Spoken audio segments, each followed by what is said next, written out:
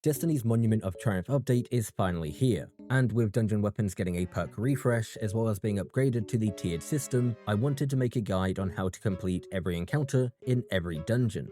Timestamps for every dungeon and encounter will be in the description, so feel free to jump ahead to what you need. We've got a lot to go through, and we're going to start with Destiny's first ever dungeon.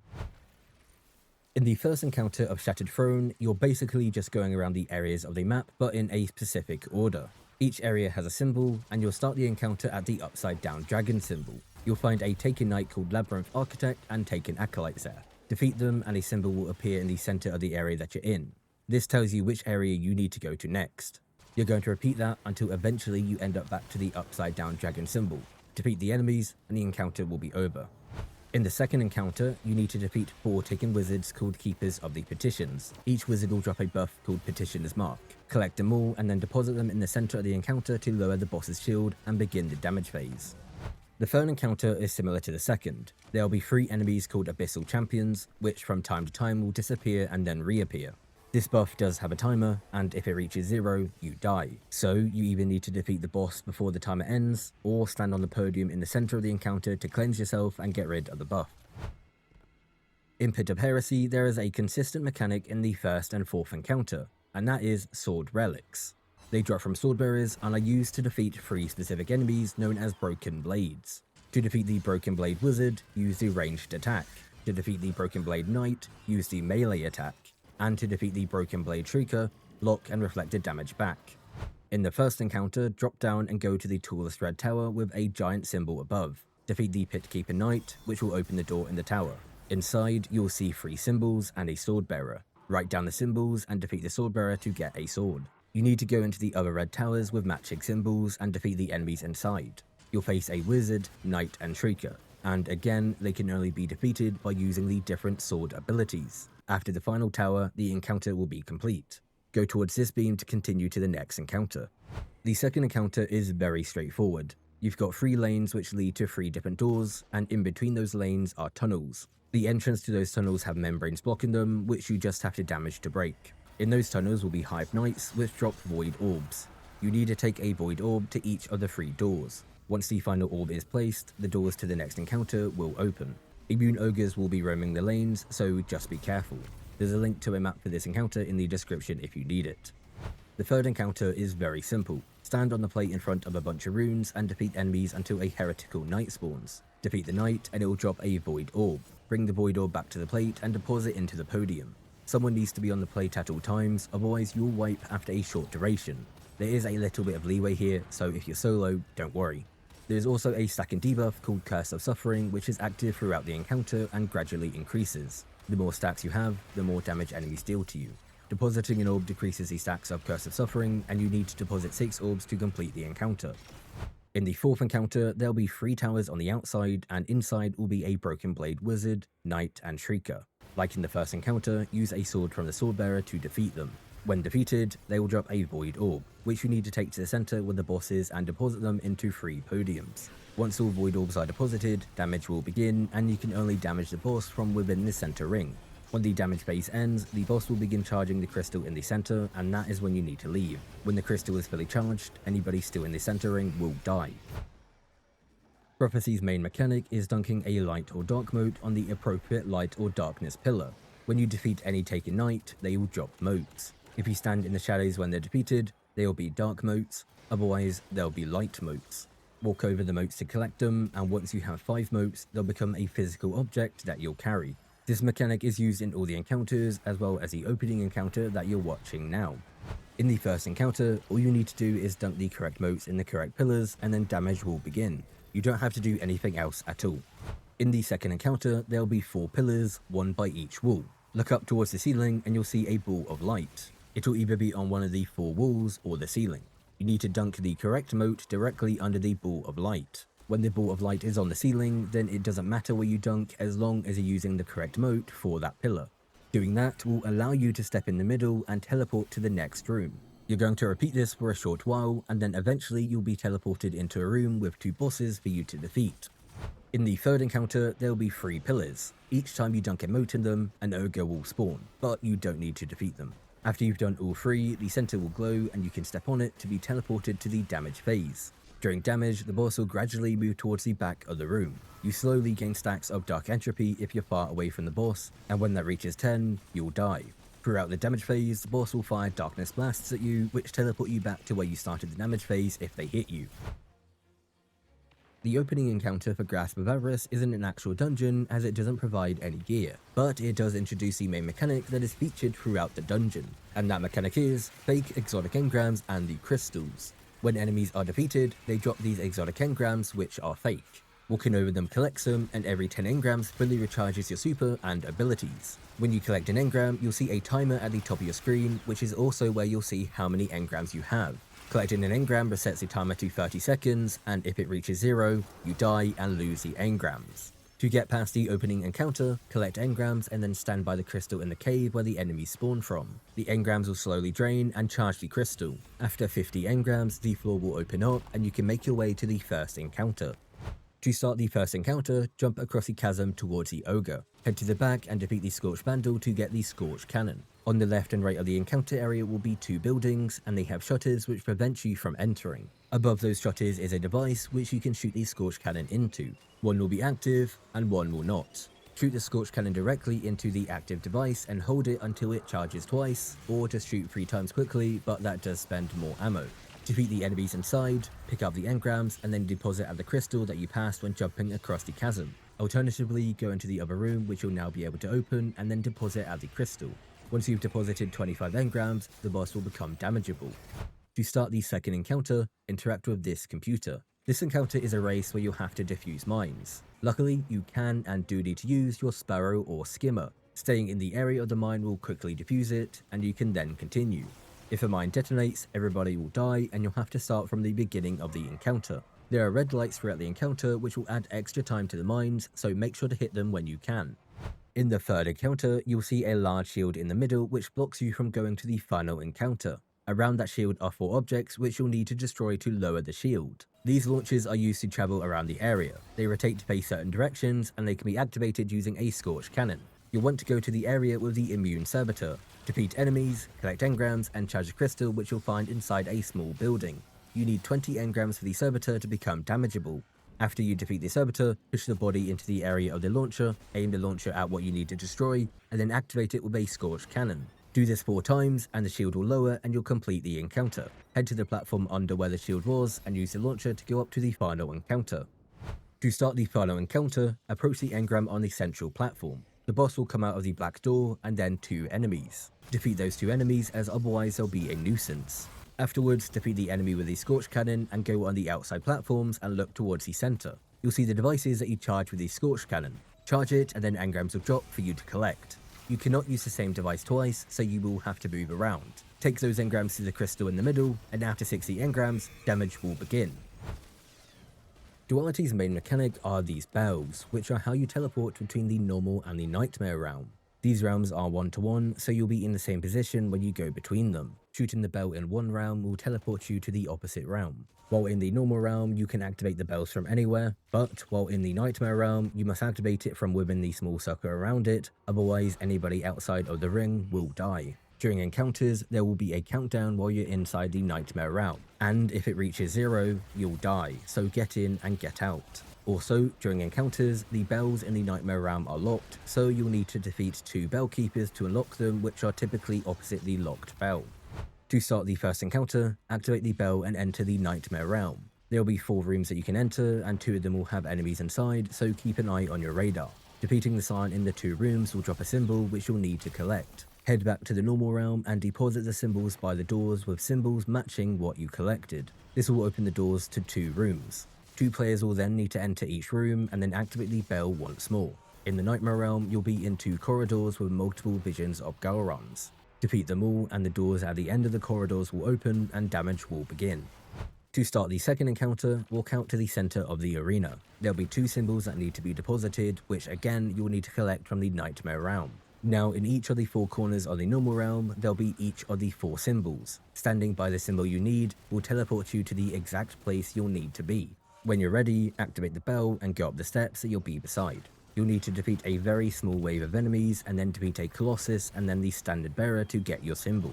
If you go to the wrong place and pick up the wrong symbol, the countdown in the Nightmare Realm will be reduced drastically and you will likely die. With your 2 symbols, head back to the normal realm and deposit, and damage will then begin. Defeating the boss does not complete the encounter.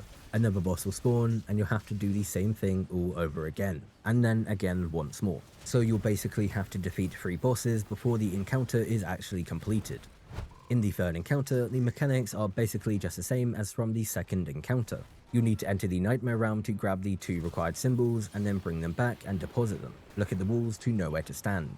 You'll do that once more, and once the second set is deposited, all you have to do is shoot the bottom of the chains, which is where you deposit, and you'll then be teleported to the damage phase in the Nightmare Realm. There'll be 3 locked bells with 2 bell keepers at each bell. Defeat the bell keepers straight away, but don't activate the bells. The boss will move towards one of the bells, and when the boss is close enough, you need to activate the bell to stun the boss and be able to deal actual damage. If you don't stun the boss, then the boss will reach the bell, teleport back, and the damage phase will be over. The boss can be damaged as soon as you enter the damage phase, but you won't be able to deal proper damage without the boss being stunned. You can stun the boss 3 times, once for each bell. The core mechanic in Spire the Watcher are the circuit nodes, which have a start and end. In all the encounters, you must activate the start node, which looks like this, and then each node until the very end. You do this by getting a buff called Arc-Attrition, which drops from Minotaurs. This buff allows you to shoot the nodes, which turns them on, but again only in order. Each node is connected by a cable, so just follow the cable. The opening encounter is not an official encounter, but you will have to complete 4 circuit nodes to get past it. The first encounter has no boss at all, and the only mechanic is the circuit nodes. This encounter has you climb 3 levels of a tower. You start at the base and complete 2 circuit nodes. Completing both circuits enables a gravity lift to take you to the next level. You do this again, and then once more, and then the encounter is over. The second encounter, which is a boss encounter, again has the exact same mechanics. The difference is there are now 4 circuits to complete. The boss will move to the last circuit you finish, and once it reaches the node, red eyes will appear on the boss which you need to shoot. Shooting all the eyes will begin the damage phase. During damage, the boss will move back towards the center of the area, so you may have to chase it to ensure you're in range for your weapons. The third encounter does use the same mechanics, though things are slightly different. When you start the encounter, defeat the 2 Hydras on the left and right. We'll call this room the spawn room and the other room the reactor room. When the Hydras die, Minotaurs will spawn in the same general area so that you can get Arc-Attrition. Now in the center of the spawn room are 4 pillars that reach the ceiling. At the center of the room, looking towards the pillars, will be 4 nodes for you to shoot. Shoot them quickly and then look towards the reactor room and you'll see another node. Shoot that node and the circuits that you need to complete will open. The start of the circuits are on the other side of the pillars, and they may be on the same side or opposite sides. Complete the 2 circuits, which will finish in the reactor room. When you finish the final circuit, the reactor will then begin the closing sequence and eventually lock down. You need to lock the boss in here because when the doors close, the boss will lose its immunity and the damage phase will begin. You can get the boss to follow you by shooting it, and make sure you're not in the reactor room when it closes or you die. When you load into the dungeon, follow the dirt path ahead of you until you reach the statues. Defeat the knights and the first encounter will begin. From the statues, which are referred to as the center, there are 3 different lanes. An ogre will appear in one of the lanes, and when defeated, reveals a green trail for you to follow. As you follow the trail, you'll encounter groups of enemies. In the sky around the enemies will be a symbol that you need to remember. The symbol remains the same for the entire trail. At the end, a Lightbearer wizard will spawn. Defeat and finish the wizard to get a buff called Vestige of Light. Return to the center and defeat the wizard, which will drop Deep Sight. Activate the Deep Sight and look at the statues which now have symbols on and interact with the statue matching your symbol. Wait for the Deep Sight timer to end and a new ogre will appear. Repeat what you just did another 3 times and you'll complete the encounter. In the second encounter, defeat enemies and then the ogre. A wizard will eventually appear near where you rallied, which will give you Deep Sight. Look at the walls on either side and you'll see 3 symbols. Go down into the water below and interact with the symbols that match what you saw. Interacting with the wrong symbol will kill you, and the boss will also be in the water, so be careful. Every time you interact with the correct symbol, a Lightbearer wizard will appear up top. Defeat and finish the wizards, get the Vestige of Lights, and then deposit into the statues. Once you're done, damage will begin. Head over to where you rallied and the boss will appear, but the boss will have an immune shield. Defeat the Wellkeeper Knight that also appears, and then damage the boss from the small pool that the knight drops until the shield is gone. Then you can damage the boss from anywhere. In the third encounter, perform a finisher on the ghost to start the encounter. Interact with the Deep Sight, which will be in random places, and you'll see a triangle formed between 3 parts of the body of Oryx, which is the big body that you see. The heart of Oryx will always be part of the triangle. You need to stand by the different points, and you'll know you're in the right place because the ground becomes green.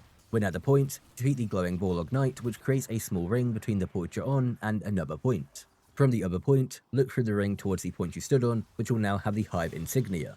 The ring will disappear and the hive insignia will become a symbol. You do this 3 times, once for each point, and you do the Heart of Oryx last. Afterwards, go through the 3 different chambers of water and you'll encounter a Lightbearer Wizard, Knight, and Hunter. Above them will be a symbol that you need to remember. Defeat and finish the enemies to get a Vestige of Light. Return to the main area, deposit your symbol at the correct point, and damage will begin when you deposit at the final point. The boss also has an immune shield, and you can only break the shield from the final point you deposit at. When you defeat the boss, make sure to go and finish it, otherwise it'll come back with some health and you'll have to repeat the mechanics again. After you start the first encounter, the boss will eventually summon a totem. Standing in the totem will claim it, which increases the damage phase duration. Briefly after the totem appears, you'll be teleported into one of the hanging prison cells, which will gradually move upwards.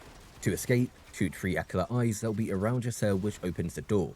After escaping, claim the first totem and then the second totem that the boss will summon. The damage phase will begin when the imminent wish countdown at the top of your screen reaches 0. After defeating the boss, you will not be able to claim your loot just yet. You'll be teleported into another prison cell. From inside the cells, each player can see 2 dials which can be shot. Shoot once to make it rotate left, shoot again to reset it, and shoot again to make it rotate right. One of the players will be able to see a skeleton with either the left or right hand pointing to a number. If it's the right hand, then you need to make the same amount of dials as a number turn that direction, with the other remaining dials turning the opposite way. Once you've turned all the dials, one player will be able to see a lever, shoot it to open the doors and get your loot. The doors will remain closed if you did it wrong. To start the second encounter, shoot the black orb in the middle. A row of Acolyte eyes will appear in the air, and shooting them will spawn a fallen broken knight on the left and right. After a moment, they'll summon a totem. At the same time, you'll begin to gain stacks of biting cold, which will kill you at 10 stacks. To get rid of them, you need to stand by these torches. You'll need to defeat the broken knights to get a second set of totems. After imminent wish reaches 0, solar charges will appear at the location you rallied at, equal to the amount of totems that you claimed. If you claimed 4 totems, you'll have 4 solar charges. You need to take these to the 4 columns around the boss and deposit them, which will light them on fire. Once you deposit the final charge, the damage phase will immediately begin. You can only damage the boss from within the small area around the columns. When outside, you'll gain stacks of biting cold. Stand by a column and damage until the column goes dark, then go to the next column. Once the final column goes dark, biting cold will go away and the damage phase is over. You start the third encounter, shoot the black orb on the floor, and then the 6 Acolyte eyes that will appear around the boss. This will spawn 2 broken knights who will then summon a totem. At the same time as the totems appear, you'll gain a timed debuff called Hex of Vengeful Corruption. 4 immune enemies called Corrupted Hex Drinker will also spawn. Melee the Hex Drinker to pass the debuff to them. If they melee you, they'll transfer it back. Once the timer on the debuff reaches 0, either you die or the Hex Drinker dies. Like normal, claim the totems and defeat the broken knights for a second set of totems. Once the imminent wish countdown reaches 0, damage will begin. If you don't defeat the boss during your damage phase, then the boss will go immune and go to the next area where you'll have to repeat the mechanics again.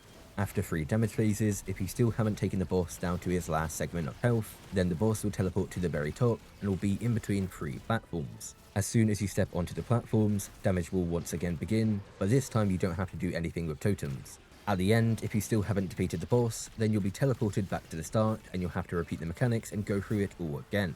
If you take the boss down to its last segment of its health bar, you'll be teleported to a final stand-like area. Here you can damage the boss until you defeat it. There are no more mechanics. Vesper's host has 3 buffs, which are called augments and are used throughout the dungeon. They are Scanner, Operator, and Suppressor.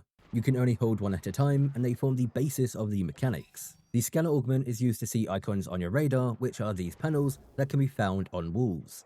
If you stand by them, they'll either go away, or the icons will turn from yellow to white. The Operator augment is used to shoot the panels that remain on the radar. Finally, the Suppressor augment is used to stun certain enemies. To do this, use your grenade ability to place a suppressor, which you can then shoot to explode and stun the enemy.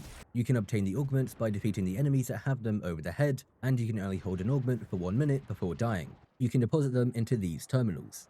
The opening encounter, like many, isn't a real encounter. Here, you'll need to use the Scanner augment to identify which panels to shoot with the Operator augment. That will open the door and allow you to proceed to the first encounter. To start the first encounter, interact with the sphere in the middle. A fallen brig will appear, and once defeated, an enemy with the scanner augment will then spawn in. Collect it and go into one of these 3 rooms which have red lights above the doors. Inside, get the operator augment and, like in the first encounter, shoot the panels that the scanner player tells you to.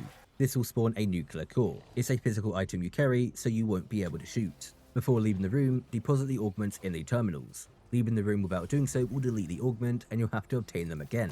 Depositing the augments allows you to collect them from the terminals in the other rooms. Take the core back to the center and defeat another brig. Deposit the core into one of the 3 containers behind the sphere, and once you're done, you'll then need to go into the other 2 rooms and do the exact same. When you have the final core, a stronger brig will be in the center. Defeat it like normal and then deposit the final core to finish the encounter.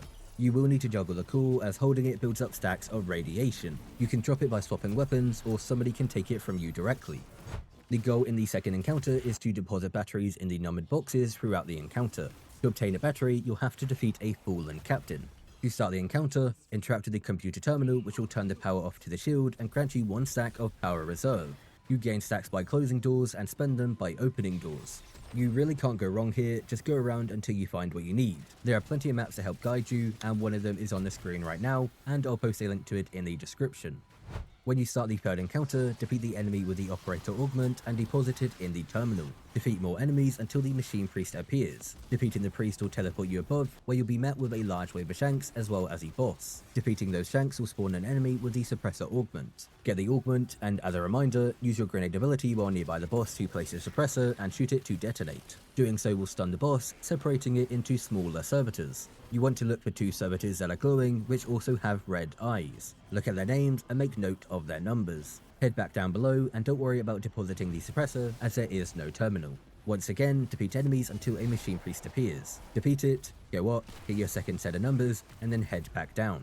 Use the operator augment to shoot the panels matching the numbers that you wrote down. The order does not matter, and after shooting the panels, the boss will move down below. An enemy with the suppressor augment will appear, and like before, stun the boss and it will split into multiple servitors, and damage will then begin. In the fourth encounter, defeat enemies until the suppressor augment appears and use it to stun 2 enemies with immune shields. These enemies apply radiation to nearby players, so defeat them as fast as possible. With the scanner augment, you need to identify which single panel remains on your radar. There are 4 panels for you to check, and they're on these pillars. When you identify the remaining panel, look for the blue number on the same pillar. The operator then needs to shoot all the panels in the entire room that match the blue number. Shooting all the panels will open the doors on the side and allow you to drop down. You'll know which side to go down because there will be flashing lights. Deposit the augments into the terminals before going down. Once you've dropped down, go past the enemies and into the rooms. The augments will be here in the terminals. If you go into a corridor, you're going the wrong way. The operator needs to shoot the panels in the room to lock the doors, which will spawn 4 clones. Identify the real clone with the scanner augment and then defeat it and pick up the core. Deposit your augments and head into the mini bunker. Wait for everyone to get inside and then deposit the core. Once the doors open again, go through the ground level door and follow it until you enter the room on the other side and do the same mechanics again. Afterwards, go outside the main door and teleport back to the main room. You're going to go back to where you entered the encounter, which will launch you up, and then the damage phase will begin. There will be copies of the boss that spawn throughout damage, but they are very easy to defeat. Partway through the damage phase, there will be a clone that is shining, and when defeated, drops a nuclear core. The boss will then eventually try to use the anomaly to wipe you, and you'll know it's doing that because in the bottom left, it will say that the corrupted puppeteer communes with the anomaly. Take the nuclear core into the bunker, which is to the left when you first come up, deposit the core, and the bunker will close. Once the door opens, return to damaging the boss. The damage phase ends when the boss does another attack, and you'll need to drop back down inside and redo the mechanics again. In Sundered Doctrine, the first encounter is all about finding missing symbols. To start the encounter, interact with the lens in the center with the beam of light to rotate it. You'll notice that the lenses have red markings. This tells you which direction the lenses can be rotated to. There are 3 rounds to this encounter. The first requires you to find 1 missing symbol, the second requires you to find 2 missing symbols, and the third requires you to find 3 missing symbols. The beams of light start in the middle, and you'll need to shoot the buttons above the center lenses to get them to shine the light. Only 1 lens can emit light at once, but once you have locked in a symbol in the second and third round, that beam will stay no matter what. To know what symbol you'll need, you'll have to defeat a truth speaker, which will be in one of the 4 rooms. There are 2 rooms on the left and 2 rooms on the right. Inside the rooms will be a symbol on the wall as well as a subjugator. Defeating a subjugator drops a lens which you can pick up and will need. You need to direct the light from the center to the correct symbol using the lenses. There are pre-placed lenses throughout the encounter area, but some are missing the actual lens, which is where you'll place the ones you collect. If you're struggling to know where to place lenses, work backwards from the symbol to the center. After 3 rounds, the encounter will be over. To start the second encounter, drop down into the big room. There will be 4 monitor-looking objects and 4 rotating wheels with symbols on and a switch above to change the rotation. You'll see a glowing symbol on each wheel, which you can change by depositing knowledge. Knowledge can be collected from defeating wizards and can stack up to 3 times, allowing you to skip symbols on the wheel. The direction that the wheel is rotating determines which symbol will become selected when you deposit. During the encounter, you'll have a bar at the top of the screen, and once it fills up, the first monitor, which is far right, will have the selected symbol on the far right wheel appear on it. This happens 4 times in total, once for each wheel, and it moves right to left. Whenever a symbol appears on the monitor, the selected symbol on each wheel changes based on the direction that the wheel is rotating. The symbols do different things, but all you really need to know is that when the kill symbol appears on a monitor, the damage phase will begin. The damage phase will be longest when the kill symbol is on the final monitor, which is far left. The third encounter is much simpler than the first or second. At the back of the room is a wheel with 3 symbols on the left and 3 symbols on the right. Each set of symbols forms a sentence, read from top to bottom. One of those sentences is the truth, and one is the lie. You need to make sure that only the lie symbols are selected. You do this by using lenses like you did in the first encounter, but this time you don't need to place any, just rotate them. Some symbols are already selected, which you can tell by looking at the wheel. If you know the lore, then you may be able to tell the truth and lie easily. If not, go and find the truth speaker. This encounter has 2 side rooms. To get in the left room, you need to shoot the door repeatedly to open it. It'll close very fast, so get in quick. To get into the other side, jump on this, and to get out, there is a vent here for you to go through. If there is anything blocking a lens, then there will be a switch to shoot. Switches will be locked, and you'll need to shoot 3 tangle-like objects to unlock the switch. You can only destroy these by using the temporary buff that you get from defeating unwritten attendants. Once you've selected the correct symbols, which are the lie, interact with the wheel in the middle and then hide behind a wall so they are in a shadow. The room will be lit with an orange glow, which will slowly take down the boss's shield, but also damage you if you're not in cover. Once the shield is down, damage will begin. To start the first encounter, defeat the enemies and then interact with the big ship. This will cause 3 red shields to appear around the edge of the main area. 3 immune enemies called Nameless Apprentices will then spawn. These enemies will perform a charged attack. You need to interact with the terminals by each red shield when the enemy is nearby and charging the attack. This will take the red shield down. You only need to take down 1 red shield, but taking down more can help.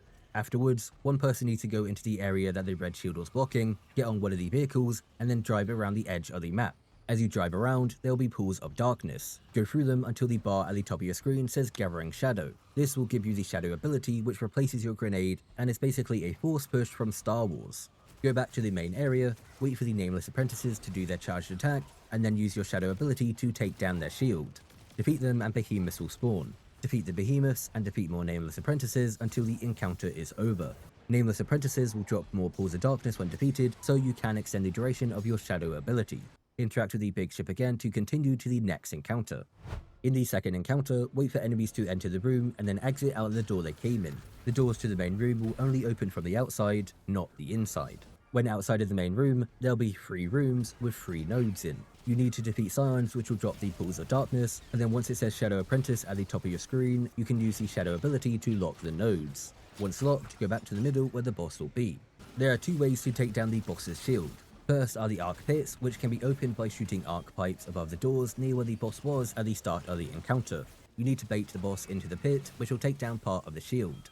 The other way is the arc pylons. Activate 3 nodes near the pylons, which will turn them on. Bait the boss into them and part of the shield will go down. If the boss walks into these during the actual damage phase, the damage will be extended, so try not to use these to take down the shield.